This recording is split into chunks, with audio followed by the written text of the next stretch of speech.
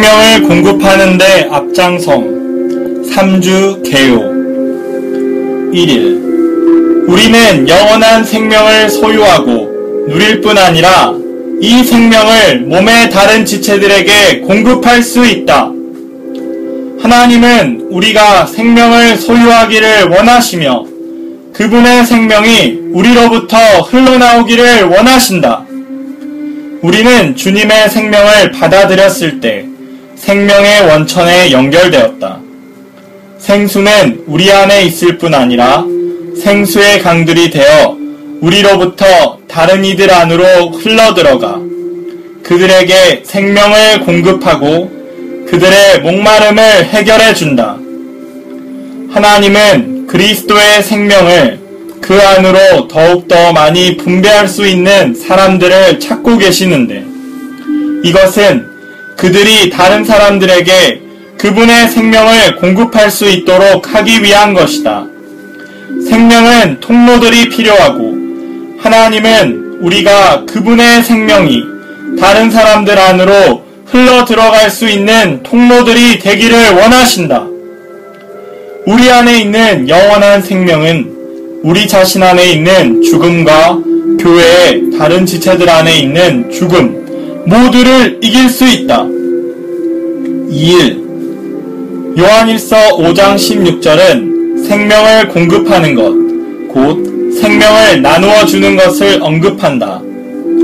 우리에게 생명에 넘치는 여분이 있을 때 우리는 생명을 다른 사람들에게 공급할 수 있다.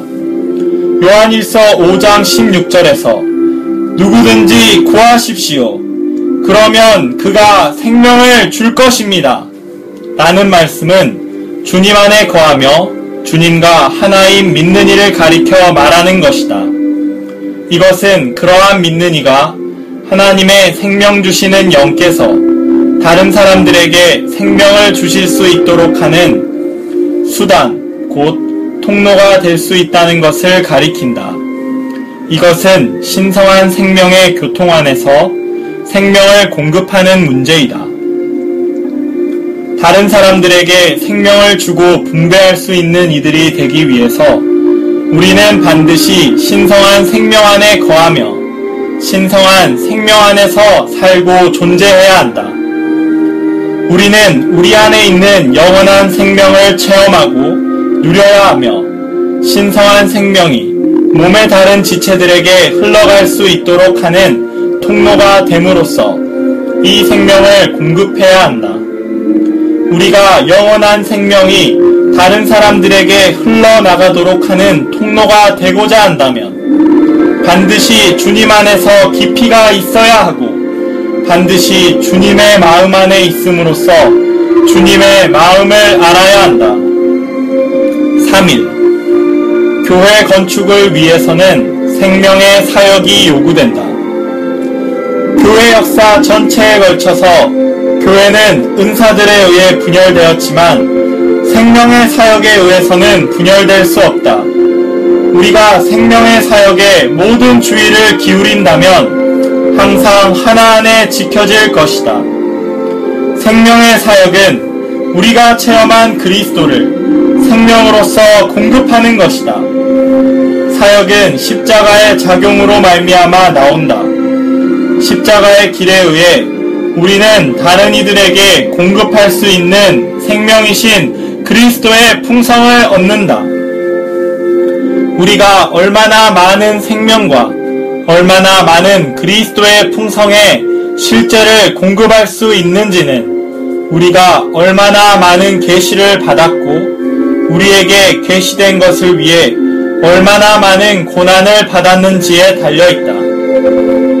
4일 우리가 생명을 공급하고자 한다면 하나님을 부활의 하나님으로 알고 체험하고 얻어야 한다. 하나님은 우리가 더 이상 자신을 신뢰하지 않고 부활의 하나님을 신뢰하도록 십자가를 통해 우리를 종결하고 끝내는 일을 하고 계신다. 부활의 하나님께서 우리 안에서 일하실 때 그분의 생명과 본성이 우리 안으로 넣어진다. 십자가의 죽임은 결과적으로 부활 생명이 나타나도록 한다. 예수님을 죽게 한 것은 타고난 사람과 겉사람 육체를 멸하여 속사람이 발전하고 새롭게 되어 부활 생명을 살아낼 수 있는 기회를 갖는 결과를 가져온다. 5일, 주님께서 우리에게 하고 계시는 모든 일은 우리의 타고난 겉사람을 멸하여 우리가 우리 속에서부터 그리스도의 생명을 살아낼 수 있기 위한 것이다. 이것이 그리스도인의 생활에 관해 신약에 있는 가장 깊은 사상이다. 그리스도의 죽음 안에 머물고 그분의 죽음과 같은 형상을 이루는 것은 그리스도인의 생활의 심오한 원칙이다. 우리는 그리스도의 죽음 안에 머물 때 그리스도의 부활의 능력을 체험한다. 우리가 이렇게 그리스도와 함께 죽을수록 그분의 부활 능력은 우리 안에서 더욱 나타날 것이고 우리는 그리스도의 몸에 생명을 더욱 공급할 수 있을 것이다. 우리의 타고난 힘과 능력은 생명의 사역을 위해 부활 안에서 유용해지기 위해서 십자가로 처리되어야 한다. 움이 돋고 꽃 피고 열매 맺는 지팡이는 우리가 생명을 몸에 공급하도록 하는 그리스도의 부활 생명을 상징한다. 사도들과 같이 우리는 죽음으로써 생명을 공급한다. 6일, 그러므로 죽음은 우리 안에서 활동하고 생명은 여러분 안에서 활동합니다.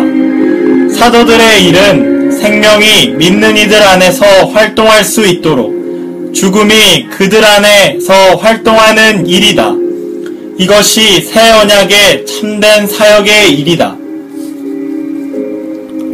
주님의 회복 안에서 우리는 생명이 다른 사람들 안에서 일할 수 있도록 죽어야 한다. 우리가 주님의 죽음 아래 있을 때 그분의 부활 생명이 우리를 통하여 다른 사람들 안으로 분배된다. 생명이 다른 사람들 안으로 분배되는 것은 언제나 우리가 십자가의 죽임을 겪는 결과이다. 주님은 우리가 그분을 위해 어떤 일을 성취하는 것을 필요로 하시지 않는다. 그분께 필요한 것은 우리가 죽는 것이다. 우리가 죽는다면 생명이 다른 사람들 안에서 일할 것이다. 우리는 죽음으로써 생명을 다른 사람들에게 공급한다. 여호와의 언약궤를 맨 제사장들은 요단 가운데 마른 땅에 굳게 섰고 그 모든 백성이 요단을 건너기를 마칠 때까지 모든 이스라엘은 그 마른 땅으로 건너갔더라. 하나님은 이스라엘 모든 백성이 생명의 땅으로 들어가는 길을 얻도록 제사장들을 죽음의 장소에 두셨다. 제사장들은 물로 들어간 첫 번째 사람들이고 물 밖으로 나온 마지막 사람들이었다. 다른 사람들이 생명을 받을 수 있으려면 하나님은 먼저 우리를 죽음의 장소에 두셔야만 한다. 이럴 때 죽음은 우리 안에서 활동하고 생명은 다른 사람들 안에서 활동할 수 있다. 이것이 죽음으로써 생명을 공급하는 것이다. 오늘날 하나님은 교회가 생명의 길을 발견할 수 있도록 기꺼이 죽음의 장소에 서 있고자 하는 사람들을 찾고 계신다.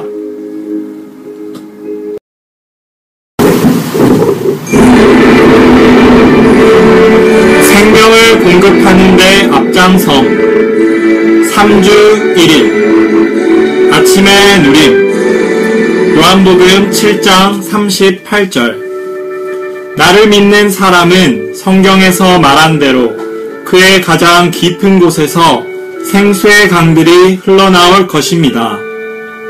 요한일서 5장 16절 상반절 누구든지 자기 형제가 죽음에 이르지 않는 죄를 짓는 것을 보거든 그분께 구하십시오. 그러면 그가 그 형제에게 생명을 줄 것입니다. 요한일서 5장 14절부터 17절까지는 영원한 생명을 소유하고 누릴 뿐 아니라 이 생명을 몸의 다른 사람들에게 공급할 수 있다는 것을 나타낸다.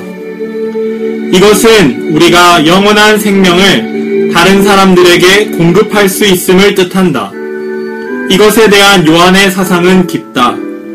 여기에 사상은 깊지만 이 문제는 우리 그리스도인의 생활에서 매우 실행적인 것이다. 만일 우리가 영원한 생명을 누리고 체험한다면 우리는 분명히 이 생명을 다른 사람들에게 공급하는 통로가 될 수 있을 것이다. 우리는 몸의 다른 지체들에게 영원한 생명을 공급할 수 있을 것이다. 오늘의 읽을 말씀. 요한복음은 전적으로 생명을 말하는 책이다. 3장은 물로 거듭나는 것을 말한다. 이 물은 옛사람을 매장하기 위한 것이다. 따라서 4장 14절에서 주님은 이렇게 말씀하셨다. 내가 주는 물은 그 사람 안에서 원천이 되어 샘솟아올라 영원한 생명에 이를 것입니다. 여기에서 이 물은 하나님의 생명이 사람 속에서 솟아나는 것이다. 우리가 주님을 영접할 때 주님의 생명이 우리 안으로 들어온다. 마치 하나의 원천이 우리 안으로 연결되는 것과 같다. 우리는 주님의 생명을 받아들였을 때 생명의 원천에 연결되었다.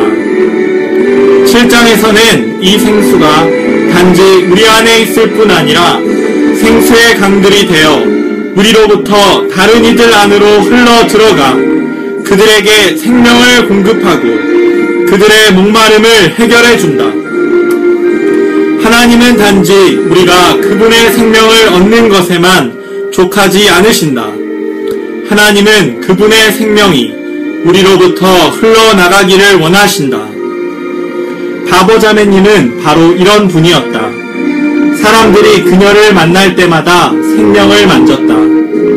여러분이 그 자매님과 앉아서 교통할 때 1, 2분도 못 되어 그녀에게서 생명이 흘러나오는 것을 느낄 것이다. 생명이 있는 사람은 거기에 앉아있을 때 즉시 이 자매님의 공급을 느낄 수 있다. 오늘날 하나님은 이런 사람을 찾으신다. 하나님은 그리스도의 생명을 그녀 안에 많이 넣어 다른 사람에게 공급하게 하셨다. 생명은 통로를 필요로 하고 하나님은 우리가 그 생명이 다른 사람들 안으로 흘러 들어갈 수 있는 통로들이 되기를 원하신다. 주님께서 우리를 얻으심으로 우리가 생명을 공급하는 사역을 갖고 다른 이들에게 생명을 공급할 수 있기를 바란다. 요한일서 5장 14절에 처음에 나오는 그리고는 4장 4절부터 13절까지에 있는 생명을 14절부터 17절까지에 있는 교통과 연결시킨다. 앞 단락은 우리가 영원한 생명을 받은 것과 이것을 확증해주는 기록된 말씀이 있다는 것을 말해준다. 이제 요한은 5장 4절부터 13절까지에서 기록한 것을 기초로 하여 이 영원한 생명이 죽음을 이길 수 있음을 보여준다. 우리는 영원한 생명을 받았고 이 영원한 생명은 우리 안에서 입증되고 증명되고 보증되었다. 이제 요한은 영원한 생명이 죽음을 이긴다는 것을 지적하려고 한다. 아마 여러분은 요한일서 5장 14절부터 17절까지를 우리의 기도와 하나님의 응답에 관한 말씀이라고 생각할 것이다. 사실 이 구절들은 요한의 의도는 우리 안에 있는 영원한 생명이 우리 안에 있는 죽음과 그 외의 다른 지체들 안에 있는 죽음을 이길 수 있음을 보여주는 것이다. 영원한 생명은 우리 안에 있는 죽음을 삼키며 다른 지체들 안에 있는 죽음을 삼킨다. 교회 생활 안에서 우리는 혼자 살지 않는다. 교회는 몸이기 때문에 우리는 몸의 동료 지체들과 함께 산다. 우리는 몸 안에 있기 때문에 다른 동료 지체들과 함께한다. 영원한 생명은 우리 자신의 필요를 돌볼 뿐 아니라 우리 주위의 다른 지체의 필요도 돌본다. 그것은 우리 안에 있는 죽음을 이기며 또한 우리 형제들 안에 있는 죽음을 이긴다. 특히 그것은 약하거나 문제가 있는 지체들 안에 있는 죽음을 이긴다. 약함은 죽음과 관계되며 문제는 죽음에서 나온다. 교회 생활 안에 문제들이 있다면 이것은 교회 안에 있는 지체들 가운데 죽음이 있다는 표시이다. 그러므로 우리는 이 죽음을 이기고 삼키기 위해 영원한 생명이 필요하다. 만일 여러분이 강하고 옆에 지체가 약하다면 여러분은 자신 안에 있는 생명을 약한 지체에게 공급하여 그 안에 있는 죽음을 삼킬 수 있어야 한다.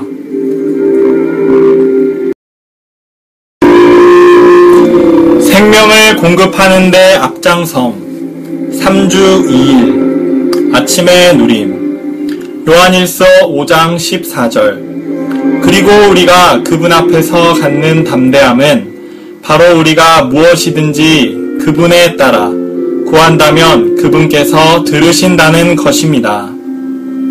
아모스 3장 7절 주 여호와께서는 자기의 비밀을 그 종 신원자들에게 보이지 아니하시고는 결코 행하심이 없으시리라. 교회 생활 안에서 우리는 생명을 공급하기를 배워야 한다. 이것이 우리의 필요이다. 다른 방법을 찾지 말라. 생명을 공급하는 것보다 더 나은 방법은 없다. 여러분은 정말로 생명이 부족할지도 모른다. 그럴 때 여러분은 어떻게 해야 하는가? 여러분 자신이 주님께로 돌아가야 한다. 주님, 저에게 긍휼을 베푸소서. 저의 형제가 죄를 범하고 있습니다. 그는 생명의 공급이 필요합니다. 그는 생명이 부족합니다. 그러나 저도 그렇습니다. 주님, 저 또한 생명이 그렇게 많지 않습니다. 우리에게 긍휼을 베푸소서. 그러나 먼저 저에게 긍휼을 베푸소서. 더 많은 생명이 필요합니다. 저는 더 많은 생명을 가져야 합니다. 여러분은 아마도 부담이 너무나 무거워 더 많은 생명을 강구하기 위해 금식하고 잠을 줄일 것이다. 나는 여러분이 공급받을 것이라고 확신한다. 여러분 자신이 공급을 받을 때 다른 이들에게 공급할 수 있다. 오늘의 읽을 말씀. 우리는 어떤 형제나 자매가 죄를 범할 때면 그것은 그 형제나 자매에게 생명이 부족하다는 강한 표시라는 것을 배워야 한다. 그를 돕기 위해 우리는 먼저 우리가 생명을 갖고 있는지 없는지의 여부를 점검해 보아야 한다. 우리는 생명에 넘치는 여분을 갖고 있는가? 우리는 우리에게 필요한 것 이상으로 갖고 있는가? 그렇지 않다면 우리는 풍성한 공급을 얻을 때까지 기도하고 금식하며 주님을 앙망해야 한다. 그런 다음에야 우리는 주님에게서 공급을 받아 다른 이들에게 공급할 수 있다. 이것이 타락한 기독교의 시대에 교회 생활 안에서 전진하는 길이다. 요한은 우리가 다른 이들에게 공급해야 하는 이 생명이 하나님 자신이시라는 것을 강조한다. 생명은 하나님의 아들이다.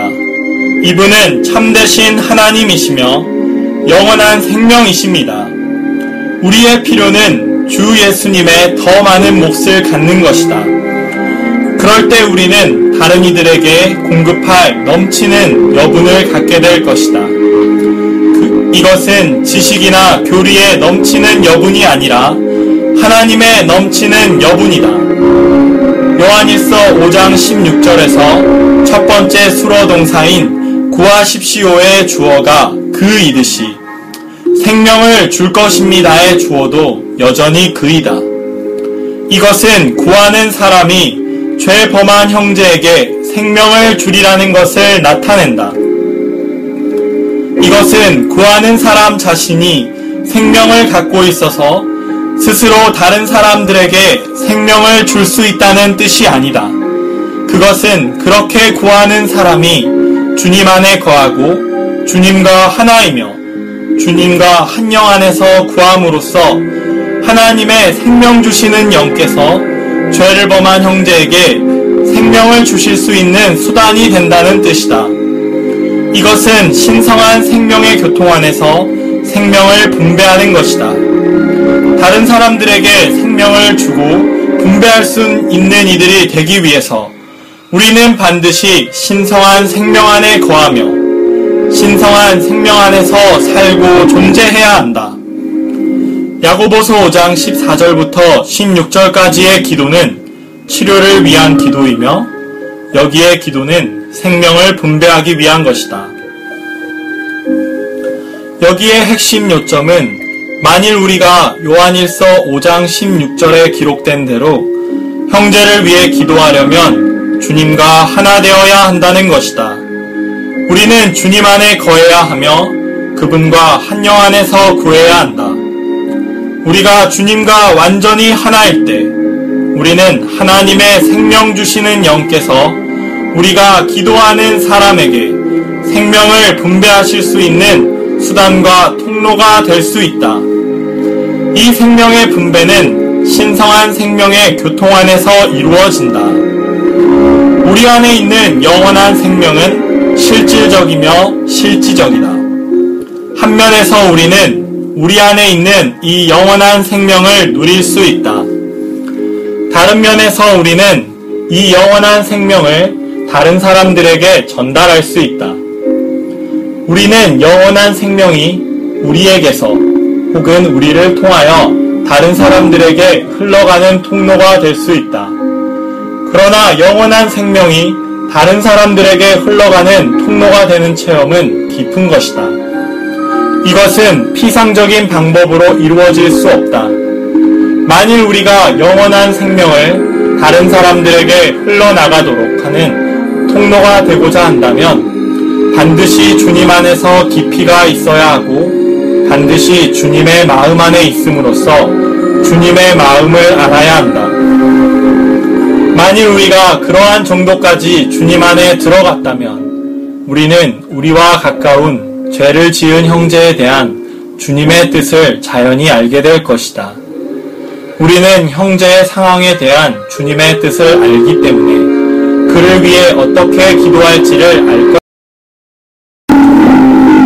생명을 공급하는 데 앞장섬 3주 3일 아침의 누림 고린도후서 1장 4절 그분은 우리를 모든 환난 가운데서 위로해 주시어 우리 자신이 그분께 받은 그 위로로 각종 환난 가운데 있는 사람들을 위로할 수 있도록 하십니다. 4장 12절 그러므로 죽음은 우리 안에서 활동하고 생명은 여러분 안에서 활동합니다. 교회 역사 전체에 걸쳐서 교회는 은사들에 의해 분열되었지만 생명의 사역에 의해서는 분열될 수 없다. 만약 우리의 관심의 초점이 은사들에 있다면 우리는 분열될 것이다. 그러나 은사들에 관해서는 잊어버리고 우리의 온 관심을 생명의 사역에 둔다면 항상 하나 안에 지켜질 것이다. 여러분이 그리스도의 일꾼이면서 늘 사람들과 논쟁하려 한다면 이것은 여러분이 다만 은사만 가진 사람들임을 증명한다. 생명의 사역을 가진 사람은 결코 다투지 않을 것이다. 우리가 은사들과 가르침에 주의를 기울인다면 논쟁할 것이다. 그러나 우리의 관심의 초점을 생명의 사역에 둔다면 우리는 논쟁할 일이 없을 것이다. 은사들과 가르침들은 교리적인 토론과 논쟁을 일으키며 지방교회를 무너뜨린다. 지방교회는 오직 생명의 사역에 의해서만 건축될 수 있다. 오늘의 읽을 말씀 고린도후서에는 은사들이 사역으로 대치되는데 사역은 고난과 소모시키는 압력과 십자가의 죽음으로 말미암아 얻은 그리스도의 풍성을 체험함으로 조성되고 산출되고 형성된다. 이 서신은 십자가의 죽음이 어떻게 운행하는지, 그리스도께서 어떻게 우리 존재 안으로 분배되시는지, 우리가 어떻게 그리스도의 표현이 되는지에 대한 본과 실예를 보여준다. 이러한 과정들을 통하여 그리스도의 사역자들이 조성되고 하나님의 새 언약을 위한 사역이 산출된다. 첫 번째 서신은 부정적으로 은사들을 다루고 두 번째 서신은 긍정적으로 사역에 대하여 말한다. 교회에는 은사보다 사역이 훨씬 더 필요하다. 사역은 우리가 체험한 그리스도를 공급하기 위한 것이지만 은사는 다만 그리스도에 관한 교리들을 가르치기 위한 것이다. 사도들이 그리스도의 사역자들이라는 증거는 은사에 있지 않고 그리스도의 고난과 고통을 체험함으로 산출되고 형성된 사역에 있다. 사도행전과 바울서신은 우리에게 그의 고난을 보여준다. 우리는 사도 바울의 기록으로부터 그가 고난을 통과하기 전에 계시들을 받은 것을 알 수 있다. 그는 먼저 계시들을 받았지만 이것은 그가 그 계시들을 받은 후 즉시 나가서 유창하게 말하며 그의 지식을 사람들에게 전했음을 의미하지 않는다. 만약 그가 그렇게 했다면 그것은 사역이 아니었을 것이다. 그렇게 했다면 그가 교통한 것은 단순한 가르침이나 그의 은사를 사용한 것일 뿐 사역이 아니었을 것이다. 그러나 우리는 사도 바울이 그렇게 하지 않았다는 것을 안다. 바울이 주님으로부터 계시들을 받은 후 주님은 그를 오븐, 즉 불 속으로 넣어 구워지고 고난을 받도록 하셨다. 바울의 글에서 우리는 계시가 먼저이고 고난이 그 다음이라는 것을 본다. 그러고 나서 이 두 가지로부터 사역이 나왔다. 계시는 반드시 불을 통과해 우리 안으로 새겨져야 한다. 우리는 이것에 대한 예로 도자기 만드는 것을 들 수 있다. 예술가가 어떤 그림을 도자기에 그린 후에 그 도자기는 구워져야 한다. 그럴 때 그림이 불을 통과해 도자기 안으로 새겨진다. 이 같은 과정을 통해 그림이 도자기 안으로 새겨진 뒤에는 결코 지워지지 않는데, 왜냐하면 그 그림이 도자기와 하나 되었기 때문이다. 우리가 계시를 받는 것은 도자기 그림이 그려지는 것에 비유될 수 있다. 그러나 이후에 그 계시는 우리와 하나 되기 위한 것이다. 우리가 계시를 받은 것은 도자기에 그림이 그려지는 것이다. 그러나 이후에 그 계시는 우리와 하나 되기 위해 불을 통과해 우리 안으로 새겨져야 한다. 계시를 받는 것과 그 계시가 불을 통과해 우리 안에 새겨지는 것은 별개의 일이다. 계시는 고난을 통해 우리 안으로 새겨진다. 참된 하나님의 사역자라면 고난을 피할 수 없다. 우리가 얼마나 많은 생명과 얼마나 많은 그리스도의 풍성의 실제를 공급할 수 있을지는 두 가지, 곧 우리가 얼마나 많은 계시를 받았고 우리에게 계시된 것을 위해 얼마나 많은 고난을 받았는지에 달려있다. 계시에 반드시 고난이 더해져야 한다. 그럴 때 사역이 있다. 생명을 공급하는 데 앞장섬. 3주 4일 아침에 누린 고린도후서 1장 9절. 결국은 죽게 될 것이라고 스스로 단정하였습니다. 이것은 우리가 자신을 신뢰하지 않고 죽은 사람들을 살리시는 하나님을 신뢰하도록 하려는 것이었습니다. 고린도후서 4장 16절. 그러므로 우리는 낙심하지 않습니다. 우리의 겉사람은 썩어져 가고 있지만 우리의 속사람은 나날이 새로워지고 있습니다. 우리는 죽음을 체험해야 부활을 체험하게 된다.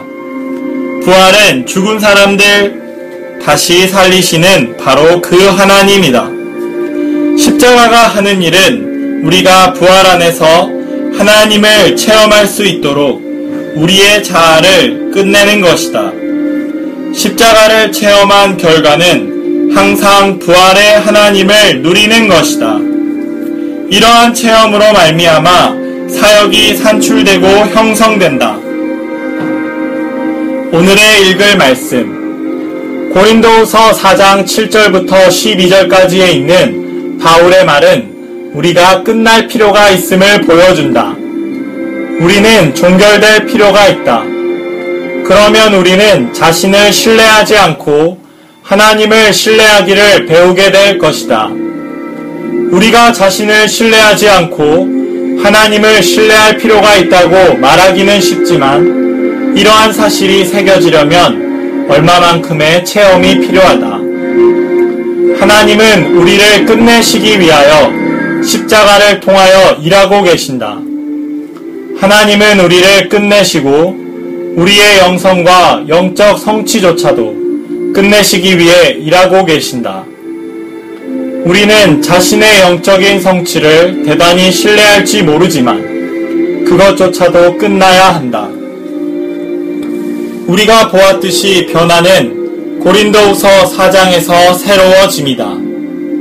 이 새로워짐은 단지 우리의 존재 안으로 신성한 요소가 더해지는 것만을 포함하는 것이 아니라 우리의 옛 본성, 겉사람이 실질적으로 재해짐으로 우리 안에 있는 생명, 즉 생명의 영이 발전할 수 있는 기회를 갖는 것이다.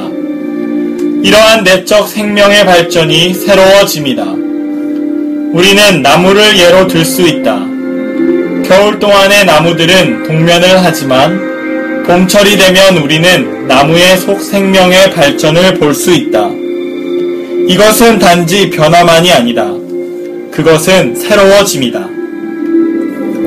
우리의 환경에서 예수님은 죽음은 내주하시는 영과 동역하여 우리의 몸과 혼으로 구성된 우리의 타고난 사람을 죽인다.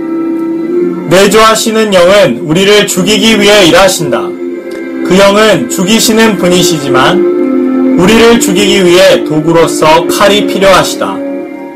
칼은 우리의 배우자나 자녀들일 수 있고 교회 안에 어떤 형제 자매들일 수 있다. 어떤 한 성도가 우리를 죽이기 위해 그 영께서 사용하시는 칼이 될 수 있다. 우리는 모두 모든 것이 순조롭고 평화롭고 달콤하고 편안한 그러한 좋은 환경을 원한다.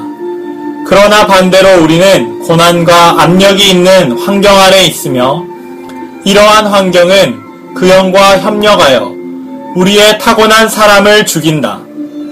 고린도후서 4장에서 죽이는 것은 환경을 통한 것이다. 그리스도의 죽음의 적용에 관련해서 로마서 8장은 내주하시는 영을 말하는 반면에 고린도후서 4장은 외적인 환경을 언급한다. 외적인 환경은 내주하시는 영과 협력하여 우리의 타고난 사람을 죽이는 일을 수행한다. 고린도후서 4장 10절에서 바울은 계속해서 예수님의 생명도 우리 몸에서 나타나게 하려는 것입니다. 라고 말한다. 십자가의 죽임은 결과적으로 부활 생명이 나타나도록 한다. 이렇게 날마다 죽이는 것은 부활 안에 있는 신성한 생명을 해방하기 위한 것이다. 여기서 예수님의 생명은 부활 생명을 가리키는데 주 예수님은 십자가의 운행을 통해 이 생명을 살고 표현하셨다. 이 부분은 십자가의 종결이 결국에는 부활 생명의 나타남을 가져온다는 것을 우리에게 보여준다. 예수님을 죽게 한 것은 타고난 사람과 겉사람과 육체를 멸하여 속 사람이 발전하고 새롭게 되어 부활 생명을 살아낼 수 있는 기회를 갖는 결과를 가져온다. 그리스도의 부활은 신성한 생명의 나타남이다.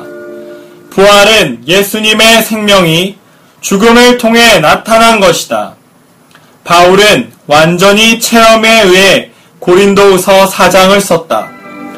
바울은 사도들이 어떻게 십자가에 못 박힌 생명을 살아내고 부활 생명을 나타냈는지를 묘사하였다. 생명을 공급하는 데 앞장섬 3주 5일 아침의 누림. 요한복음 12장 24절로 25절. 내가 진실로 진실로 여러분에게 말합니다. 한 알의 밀이 땅에 떨어져 죽지 않으면 한 알 그대로 남아있지만 죽으면 많은 열매를 맺습니다. 자기 혼 생명을 사랑하는 사람은 혼 생명을 잃을 것이고 이 세상에서 자기 혼 생명을 미워하는 사람은 영원한 생명에 이르도록 혼 생명을 보존할 것입니다. 그리스도인의 생활에서 우리가 처한 환경이 어떠하든지 우리는 우리 자아를 죽음에 넘겨야 한다. 가정에서나 교회 안에서 혹은 형제 자매들 사이에서 우리는 하나님의 생명을 우리 안에서부터 살아낼 수 있는 기회를 갖기 위해 자원하여 우리 자아를 죽음에 넘겨야 한다. 이러한 이유로 성경은 구원받은 우리를 생명의 씨에 비유한다. 만일 우리가 죽지 않는다면 우리는 살지 못할 것이다. 겉껍질이 깨어질 때만 속생명이 나타날 수 있다. 따라서 주님께서 우리에게 하고 계시는 모든 일은 우리의 타고난 겉사람을 멸하여 우리가 우리 속에서부터 그리스도의 생명을 살아낼 수 있기 위한 것이다. 이것이 그리스도인의 생활에 관해 신약에 있는 가장 깊은 사상이다. 그것은 수양을 통한 자기 노력의 문제가 아니다. 그것은 악을 제거하고 선한 일들을 실행하는 문제가 아니다. 오히려 그것은 죽음과 부활을 통하여 사람이 죽고 하나님께서 사시는 문제이다. 오늘의 읽을 말씀. 십자가의 길을 가리는 끊임없이 그리스도의 죽음 안에 머물고 그러한 죽음 안에서 행하는 것을 의미한다.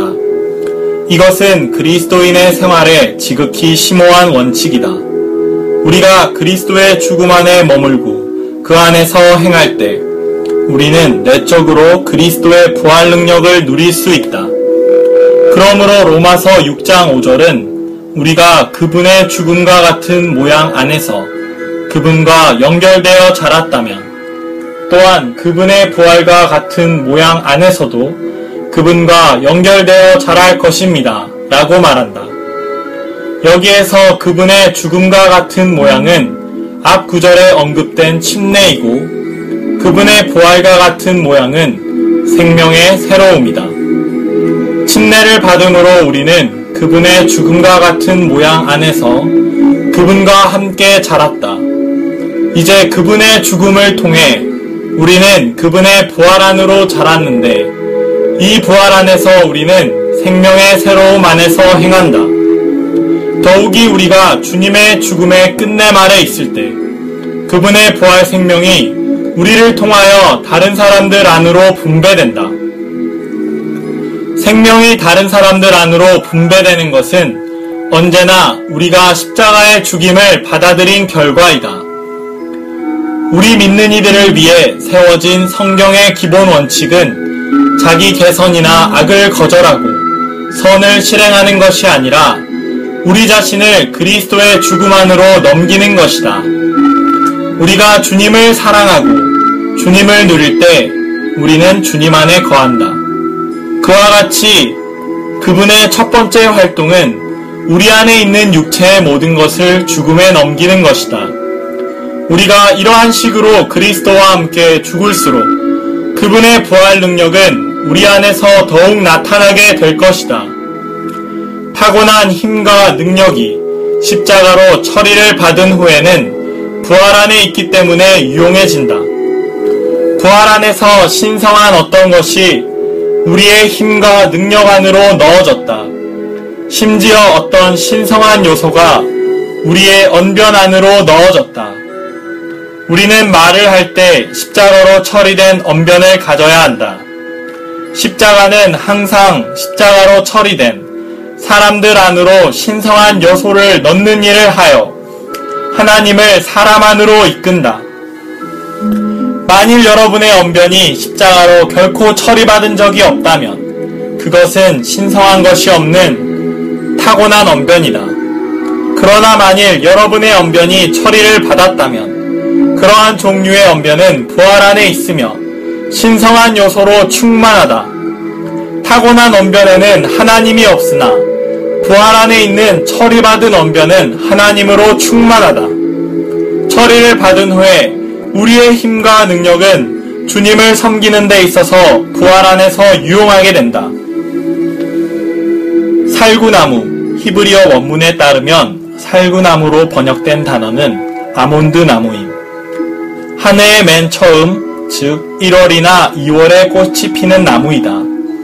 나무 중에서 첫 번째로 맺히는 열매가 살구이다. 이것은 부활을 상징한다. 그러므로 um이 돋고 꽃 피고 열매 맺는 지팡이는 우리가 생명을 몸에 공급하도록 하는 그리스도의 부활 생명을 상징한다. 하나님의 백성들 가운데 인도 직분은 um이 돋고 꽃 피고 살구 열매를 맺어 하나님의 백성을 먹이는 부활 생명이신 그리스도 자신이어야 한다.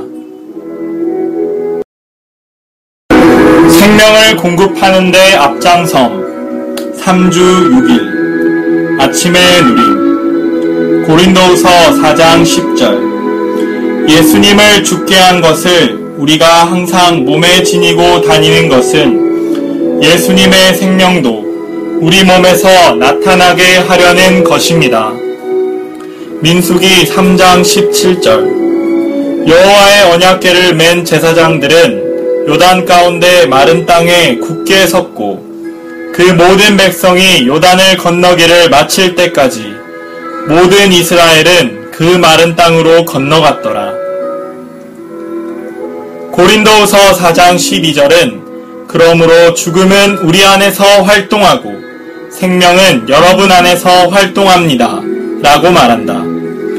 우리가 주님의 죽음의 죽임 아래 있을 때에 그분의 부활 생명이 우리를 통하여 다른 사람들 안으로 분배된다. 생명이 다른 사람들 안으로 분배되는 것은 언제나 우리가 십자가의 죽임을 겪은 결과이다. 12절에서 바울은 이렇게 말하는 듯하다. 우리는 죽어가고 있지만 여러분 고린도 성도들은 살아나고 있습니다. 우리가 죽어가는 것은 여러분 안으로 생명을 주입하여 여러분을 살게 합니다. 우리에게는 죽음에 넘겨지는 문제이지만 여러분에게는 생명을 분배하는 문제입니다. 오늘의 읽을 말씀 고린도후서 4장 12절에서 바울은 자신의 일을 언급하고 있다. 바울의 일은 죽음이 자신 안에서 활동하는 것이었다. 사도들의 일이란 무엇인가? 사도들의 일은 생명이 믿는 이들 안에서 활동할 수 있도록 죽음이 그들 안에서 활동하는 것이다. 죽음이 사도들 안에서 활동한다는 말은 우리에게 썩 좋은 말로 들리지 않을지도 모른다. 그러나 이렇게 죽음이 활동한 결과와 결말은 놀랍다. 그것은 곧 생명이 다른 사람들 안에 있는 것이다. 이것이 새 언약의 사역에 참된 일이다. 이것은 일하는 문제가 아니다. 그것은 죽는 문제이다. 주님의 회복 안에서 우리는 생명이 다른 사람들 안에서 일할 수 있도록 죽어야 한다. 그러므로 우리의 죽음이 곧 우리의 일이다. 주님은 우리가 그분을 위해 어떤 일을 성취하는 것을 필요로 하시지 않는다. 그분께 필요한 것은 우리가 죽는 것이다. 우리가 죽는다면 생명이 다른 사람들 안에서 일할 것이다. 우리는 죽음으로써 생명을 다른 사람들에게 공급한다. 그러므로 우리의 일은 곧 죽음에 넣어지는 것이다. 하나님은 이스라엘 모든 백성이 생명의 땅으로 들어가는 길을 얻도록 제사장들을 죽음의 장소에 두셨다. 제사장들은 물로 들어간 첫 번째 사람들이고 물 밖으로 나온 마지막 사람들이었다. 그들은 하나님의 이기는 이들이었다. 오늘날 하나님은 그때의 제사장들처럼 먼저 물속에 발을 들여놓는, 곧 먼저 죽음 안으로 걸어 들어가는 한 무리의 사람들을 찾고 계신다. 그들은 교회가 생명의 길을 찾을 수 있도록 먼저 십자가로 처리되고 죽음의 위치에 서 있고자 한다. 하나님은 다른 사람들이 생명을 얻을 수 있기 전에 먼저 우리를 죽음 안에 두신다. 하나님의 이기는 이들은 하나님의 개척자들이다. 제사장들은 스스로 많은 것을 할 수 없었고 다만 언약궤를 메었다. 그들은 반드시 언약궤를 메고 강 바닥으로 내려가야 했다. 우리는 반드시 그리스도를 중심으로 삼고 그리스도를 옷 입고 물속에 내려가야 한다. 제사장의 발은 강 바닥에 있어야 하고 어깨에는 언약궤를 메어야 한다. 그들은 죽음 안에 서 있으면서 그리스도를 높이고 있었다. 강 바닥은 죽음의 위치로서 편하고 매력적인 곳이 아니며 안식하는 곳도 아니다. 제사장들은 그곳에 앉아있는 것도 아니고 누워있는 것도 아니고 그곳에 서 있었다. 우리가 화를 내면서 산다면 그리스도는 다른 사람들 안에서 사실 수 없다. 내가 강바닥에 서 있을 때 다른 사람들은 요단강을 건너므로 승리하게 된다. 죽음이 우리 안에서 운행할 때 생명이 다른 사람 안에서 운행한다. 내가 하나님께 복종함으로 죽을 때 생명이 다른 사람들 안에서 운행하여 그들 또한 하나님께 복종하게 한다. 그리스도의 죽음이 그분의 생명을 우리 안에서 운행할 수 있게 한다. 죽음이 없을 때 생명이 없다. 우리 모두가 주님, 다른 사람이 생명을 얻을 수 있도록 저를 죽게 하소서 라고 기도할 수 있기를 바란다. 하나님은 분명히 이것이 쉽지 않은 일이라고 말씀하셨다. 그러나 우리가 이렇게 해야만 하나님은 그분의 영원한 계획을 이루실 수 있다. 강 바닥에 있는 사람들은 하나님의 백성들이 다 지나간 후에야 나올 수 있다. 왕국이 완전히 임하기 전에 우리는 죽음에서 나올 수 없다. 그러나 결국에는 요단에서 올라오게 하라 라고 하는 여호수아의 명령이 있었다. 우리의 승리한 여호수아는 반드시 우리를 물에서 올라오라고 말씀하실 것이다. 왕국이 시작될 때 이러한 일이 일어날 것이다.